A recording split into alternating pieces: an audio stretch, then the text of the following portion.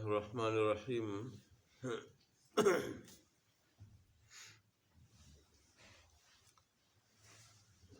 نحمده ونصلي على رسوله الكريم اما بعد وعن ابي سعيد قال قال رسول الله صلى الله عليه وسلم يوشك ان يكون خير مال المسلم غنم يتبع بها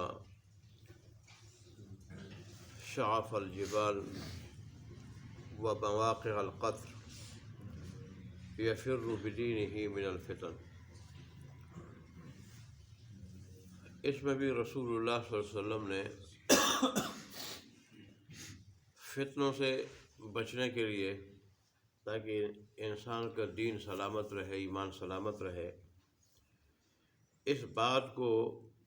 پسند فرمایا ہے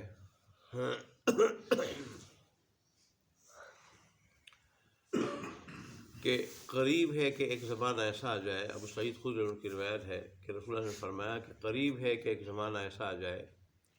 کہ مسلمان کا بہترین مال وہ بکریاں ہوں کہ جس کو لے کے وہ پہاڑوں کی طرف چلا جائے، یا جہاں بارش ہوتی ہے اور پانی ملتا ہو ایسی جگہ چلا جائے وہ، اور اپنے دین کو بچانے کے لیے وہ فتنے سے بھاگ جاتا ہو۔ یہ اس کے لیے بہت بہتر ہے اس سے کہ وہ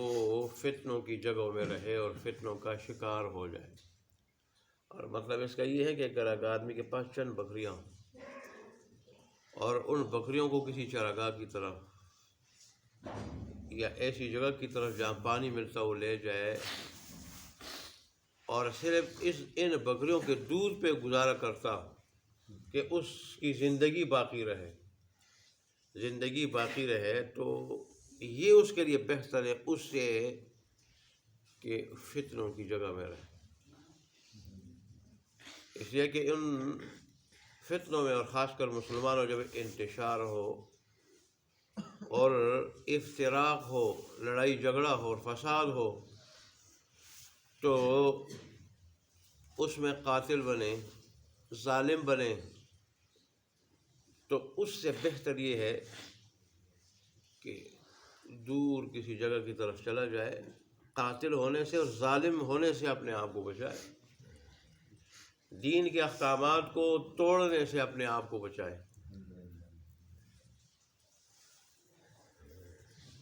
دوسری حدیث، رسول اللہ صلی اللہ علیہ وسلم نے فتنوں کی پیشن گوئی فرمائی۔ وعن اسامہ بن زید قال اسقف النبی صلی اللہ علیہ وسلم على أطم من أطعم المدينة فقال هل ترون ما أرى؟ قالوا لا، قال فإني لأرى الفتن تقع خلال بيوتكم كوقع المطر، متفق علیہ۔ بخاری مسلم کی حدیث ہے۔ حضرت اسامہ بن زید رضی اللہ عنہ فرماتے ہیں کہ رسول اللہ صلی اللہ علیہ وسلم ایک مرتبہ مدینہ کے گھروں میں سے کسی گھر کی چھت کے اوپر چڑھے، تشریف لے گئے ادھر، تو ادھر سے فرمانے لگے، اور شارح نے لکھا ہے کہ یہ مدینہ کے اطراف میں رسول اللہ صلی اللہ علیہ وسلم یہودیوں کے قلعوں میں سے کسی قلعے کے اوپر تشریف لے گئے تھے۔ ان کی بڑی اونچی اونچی عمارتیں تھیں یہودیوں کی، فلک بوس عمارتیں اور ایسے قلعے۔ اس قلعے پہ تشریف لے گئے تو اللہ تبارک و تعالیٰ نے ان کو معجزاتی طور پر بہت سارے فتنے دکھائے کہ جو آپ کی امت میں ظاہر ہوں گے۔ تو اس میں رسول اللہ صلی اللہ علیہ وسلم نے فرمایا کہ کیا تم دیکھتے ہو وہ فتنے جو میں دیکھتا ہوں، یا یہ مطلب کہ کیا تم وہ چیز دیکھتے ہو جو میں دیکھتا ہوں؟ تو انہوں نے کہا کہ ہم تو نہیں دیکھتے۔ رسول اللہ صلی اللہ علیہ وسلم کیا چیز دیکھ رہے ہیں؟ تو رسول اللہ نے فرمایا کہ میں وہ فتنے دیکھ رہا ہوں کہ جو تمہارے گھروں میں ایسے پڑ رہے ہیں جیسے بارش پڑ رہی ہے۔ اب دیکھیں بارش جو ہوتی ہے کتنی مسلسل ہوتی ہے اور مستدار ہوتی ہے، تو رسول اللہ صلی اللہ علیہ وسلم نے فرمایا کہ میں دیکھ رہا ہوں کہ ایسے مسلسل آپ کے گھروں میں فتنے پڑ رہے ہیں۔ اب اللہ تبارک و تعالیٰ نے معجزے طور پر آپ کو یہ نشانی دکھائی، اور پھر تاکہ آپ کے صحابہ کرام بھی آپ کا یہ معجزہ دیکھ لیں، اللہ کے نبی کا معجزہ دیکھ کے ایمان والوں کا ایمان تازہ ہو جاتا ہے، تاکہ وہ معجزہ دیکھ لیں اور ان فتنوں سے اپنے آپ کو بچائے، کوئی بچنے کا راستہ ڈھونڈ لے اور چوکنے ہو جائیں،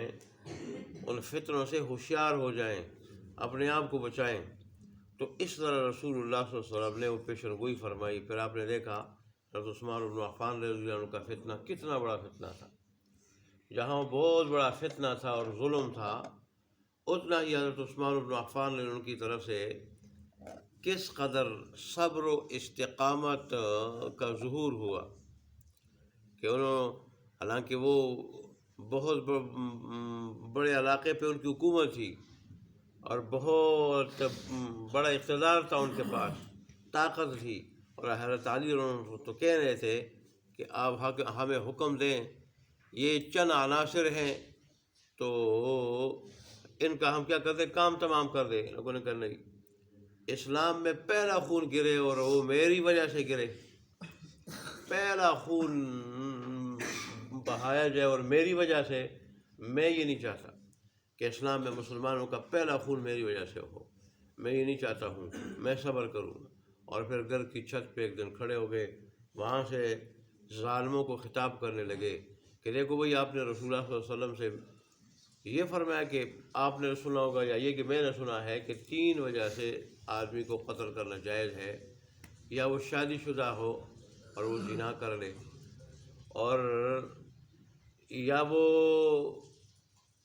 ناحق قتل کرے، یا وہ مرتد ہو جائے۔ اور میں نے ان تینوں کاموں میں سے کوئی کام نہیں کیا، بلکہ تو آپ تو ظاہر زمانے جاہلیت میں بھی بڑے باحیا تھے، جاہلیت میں نے یہ کام نہیں کیے ہیں، تو تم کس وجہ سے ہمیں قتل کر دیں؟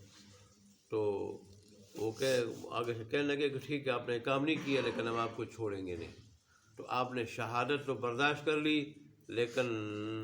اپنے نام کا خون بہانا برداشت نہیں کیا۔ تو دیکھیں پھر اس کے بعد حضرت علی اور حضرت امیر معاویہ رضی اللہ عنہ اپنی جگہ دونوں کا موقف صحیح تھا، لیکن پھر وہ مسلمانوں میں کتنے جو ہے وہ فتنے رونما ہوئے، اور پھر جو ہے نا منافقین اور خارجی لوگ مسلمانوں کو آپس میں لڑاتے رہے۔ اور اس کے بعد پھر تاتاریوں کا فتنہ، وہ کتنا بڑا فتنہ تھا کہ کروڑوں مسلمانوں کو انہوں نے کیا کر دیا تھا، قتل کر دیا تھا، اور مسلمانوں کو اس قدر ڈرا دیا تھا تاتاریوں نے کہ ایک عورت آتی اور وہ کہتی، 15-20 مسلمان جا رہے ہوتے تھے، ان سے کہتی کہ تم صبر کرو، میرے پاس تلوار نہیں، میں گھر جا کے گھر سے تلوار لاتی ہوں، تمہارا کام تمام کر دیتی ہوں۔ وہ 20 کے 20 وہاں کھڑے ہو جاتے، وہ تلوار لاتی اور ان کا کام تمام کرتی۔ اس قدر سہمے اور ڈرے ہوئے تھے۔ ان فتنوں کی رسول اللہ صلی اللہ علیہ وسلم نے بہت پہلے سے پیشن گوئی فرمائی تھی۔ پھر قریب زمانہ میں برما میں کیا ہوا، اور شاید اب بھی ہو رہا ہو، اب انڈیا میں کیا ہو رہا ہے، انہوں نے بھی برمے والوں کا کام شروع کیا ہے کہ اعضا کاٹ کاٹ کے مسلمانوں کو قتل کر رہے ہیں۔ پھر ادھر سے سکھ بھی اٹھے ہوئے ہیں، اپنی الگ ریاست کا مطالبہ کر رہے ہیں، اور مسلمانوں کی بھی کچھ تحریکیں ہیں، اور پوری دنیا، جیسے شام دیکھ لیں، پھر لیبیا میں پہلے کیا ہوا، اور تیونس میں کیا ہوا، مصر میں پہلے کیا ہوا، اور عرب میں کیا ہو رہا ہے۔ جیسے میں نے کل یا پرسوں ایک آدمی سے سنا کہ اب محمد بن سلمان کا پروگرام ہے کہ 10 سلمے گھر مدینے میں اور 10 سلمے گھر مکہ میں کھولے۔ اب حرمین میں اگر یہ چیزیں کھولی جائیں تو ظاہر پھر تو اللہ کے غضب کو جوش ہوگا، پھر اس کا انجام کیا ہوگا۔ تو ظاہر وہ رسول اللہ صلی اللہ علیہ وسلم نے جو پیشن گوئیاں فرمائی ہیں، وہ پیشن گوئیاں پوری تو ہوں گی، اور اس طرح جو ہے پوری دنیا ان کے لپیٹ میں آئے گی۔ تو رسول اللہ صلی اللہ علیہ وسلم کی پیشن گوئیاں کا مطلب یہ کہ ہم ایسے وقت میں اپنے ایمان کی فکر کر لیں، ایمان کی اصل جو اثاثہ مسلمان کے پاس ہے وہ ایمان ہے۔ یہ ایسی دولت ہے اور ایسا اثاثہ ہے جو ادھر بھی ساتھ ہے کہ سکون کی زندگی دیتا ہے آدمی کو، یہ ایسا اثاثہ ہے جو موت کے وقت بھی ہے کہ بالکل ایسا آدمی مرتا ہے آدمی کو پتہ ہی نہیں چلتا، اور یہ اثاثہ قبر میں بھی ہے، یہ اثاثہ محشر کے میدان میں بھی ساتھ ہوگا، اور جنت تک ساتھ جائے گا، جنت لے جائے گا انسان کو۔ اور ظاہر ہے ہماری اصل زندگی جنت کی ہے، ہمارا اصل ٹھکانہ جنت ہے، ہمارا اصل گھر وہ جنت ہے۔ اور اللہ تبارک و تعالیٰ نے 1,24,000 کم و بیش انبیاء جو بھیجے ہیں کتابیں نازل کی، 104 چھوٹی بڑی کتابیں اللہ تبارک و تعالیٰ نے نازل فرمائی، وہ اس وجہ سے ہے کہ وہ زندگی ہماری برباد نہ ہو جائے، اور ہمارا جو اصل گھر ہے جنت، جو گھر ہے وہاں کی زندگی ہے کہ انسان 33 سال کا جوان ہوگا، کسی قسم کا بڑھاپا نہیں ہوگا، کسی قسم کی بیماری نہیں ہوگی، کوئی پریشانی نہیں ہوگی۔ یہاں بھی بنگلوں میں رہتا ہے، بلکہ بادشاہ شیش محل میں رہتا ہے، شاہی محل میں رہتا ہے، لیکن پھر بھی وہ ٹینشنوں کا شکار رہتا ہے، وہاں کسی قسم کی پریشانی نہیں ہوگی۔ اور مسلمانوں کے دل ایسے صاف کیے جائیں گے ایک دوسروں کے لیے، گویا کہ ایک ہی دل ہے، کیا ہے؟ ایک ہی دل ہے، ایسے ہی وہ صاف ہوں گے اور ان دلوں میں محبت ہوگی۔ تو اللہ چاہتا ہے، اور جس کی نعمتیں حقیقی نعمتیں اور دائمی نعمتیں ہیں، اللہ چاہتا ہے کہ وہ زندگی برباد نہ ہو۔ تب تو اللہ اور اس کے حبیب صلی اللہ علیہ وسلم نے دجال جیسا بڑا فتنہ ہو یا کوئی اور فتنہ ہو، اس میں مسلمانوں کے لیے وہ ساری ہدایات دے دی کہ مسلمان اگر ان پہ عمل کرے تو ان کا ایمان صحیح سالم ہو کے اور بچ کے ان کے ساتھ جنت تک پہنچ جائے۔ اللہ ہمیں ایسا ایمان نصیب فرمائے۔